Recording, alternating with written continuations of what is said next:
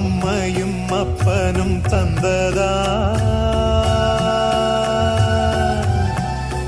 இல்லை ஆதியின் வல்வினை சூழ்ந்ததா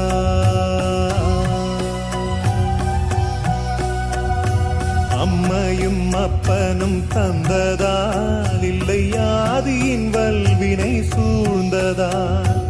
இம்மையை நான் அறியாததா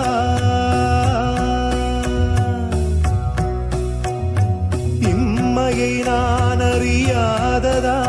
சிறு பொம்மையின் நிலையினில் உண்மையை உணர்ந்திட பிச்சை